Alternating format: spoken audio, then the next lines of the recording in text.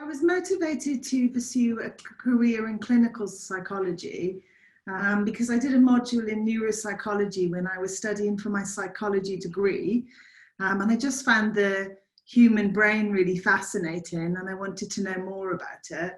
And so I ended up pursuing a research PhD in neuropsychology, where I found out a lot more about the human brain. And I mean, in doing so, I got to work with some people that had been affected by stroke and brain injury. And just during that experience, I've just, the people that I worked with were so helpful and so engaged in helping me with my research that I felt really frustrated that I couldn't do more for them. So that experience really made me think about applying for clinical psychology so that I could eventually end up working with people with brain injuries and be able to do something helpful for them as well.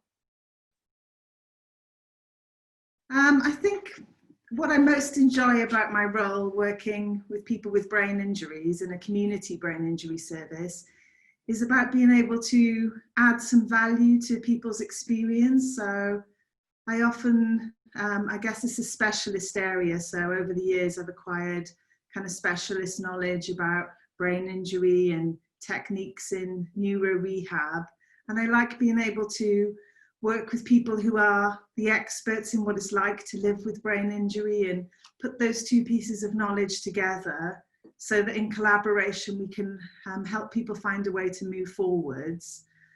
So it's a really meaningful experience being able to do that with people and just talking every day about things that really matter. And I guess I get to work with a really diverse range of people, so from 16 years old to people in their 90s in different stages of life, and I get to work with people and know people well that I would never otherwise have encountered, and that's a really rich experience.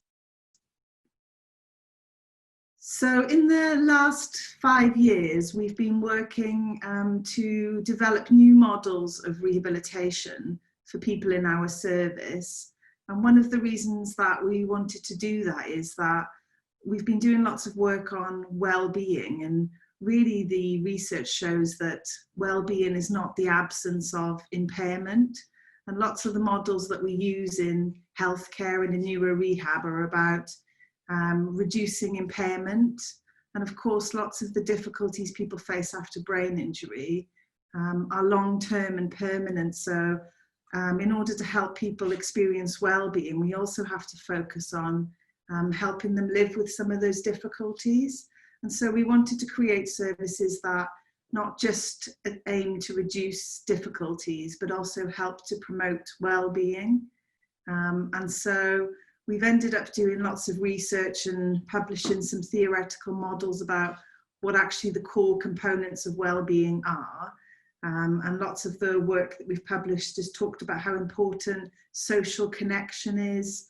And obviously that's very important for people with brain injuries because they can become very disconnected and socially isolated. It's also talked about the importance of health behaviours like healthy diets, exercise. And we know again that people with chronic conditions can find it difficult because of the limitations of their condition to engage in health behaviours.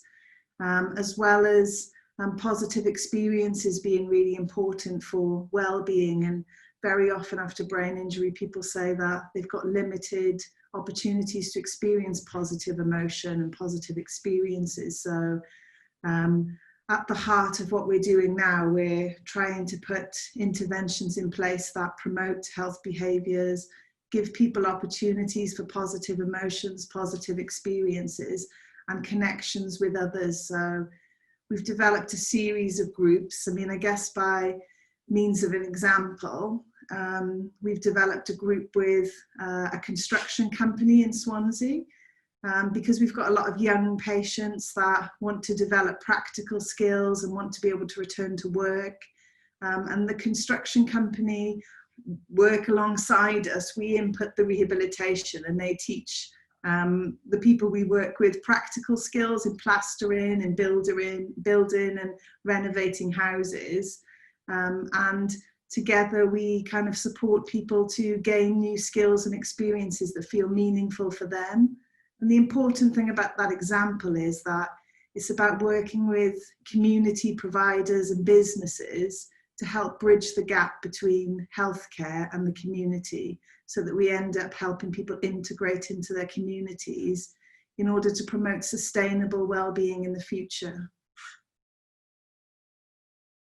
One of the things that I find most challenging about working in neurorehabilitation can often be this conflict between the kind of the medical model, which I've talked about, which inherently there's an assumption that you're the expert and you're treating somebody that's a patient. So there's an imbalance of power in that relationship, and that you can do something to that person to fix their difficulties and return them to a pre-injury state. That model works exceptionally well for acute medical conditions, but it's been inadvertently applied to chronic conditions. And sometimes that's a real challenge, because I think we'd be doing a disservice if we only aim to reduce impairment rather than promote well-being and help people live meaningful lives after their brain injuries. And that can be quite challenging, because you work with lots of different professions and some of them are very much trained in that model, and then you've got other professions that aren't. And I guess it's about, one of the challenges is about trying to find some common ground for how you can develop more holistic biopsychosocial models of care that support the whole person. So I think if I had to give some advice to somebody that was thinking about a career in the field of neurorehabilitation, I would certainly say that I found it to be a really rewarding and fulfilling career.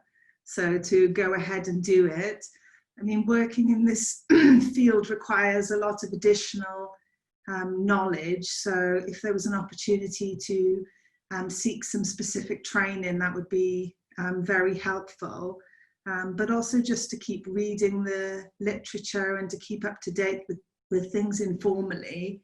And I think one of the most important things for me working in community neurorehabilitation services with different colleagues in the multidisciplinary team is to really just keep trying to check in with your team to make sure that you're on the same page. And the other advice I'd give to people is, sometimes as human beings, we find it very difficult to jump in and try to fix problems before we really understand them. And one of the things that I've sort of learned over my career is that one of the most helpful gifts that you can give someone is to really hear their story. And sometimes you can't fix it, but the power of being able to stand alongside someone and give someone the gift of feeling that they've really been listened to can't be overstated. In terms of how I think nurses could play a greater role in supporting the recovery of people experiencing brain injury, I think there really needs to be an emphasis on within the profession about the additional specialist skills that a neuro nurse would have, and potentially a training course to support some of those additional knowledge, some of the additional knowledge that nurses require. And the reason I say this is because it strikes me that some of the nursing training to work on some of the medical wards, and that role is very different to the role required for people working on neurorehabilitation wards. So there's an emphasis in medical wards around direct care, but sometimes there needs to be an emphasis on neurorehab wards about enabling people to do things themselves rather than being the recipients of direct care. I think we need to consider that most of the people that we're supporting on the wards will be wanting to go back home, and most of them will be able to go back home. And so nurses could play a really great role in changing the ward environment so it more simulates home, because I think some wards can run very much like traditional wards, and then the patient doesn't have the responsibilities that they're going to have at home. So there's a real role in kind of helping think about how we can change the structure of the wards to enable people with brain injuries to do more, to be cooking their own meals more regularly, to be eating with other people, to try and simulate some of the conditions of home to get people ready for that transition.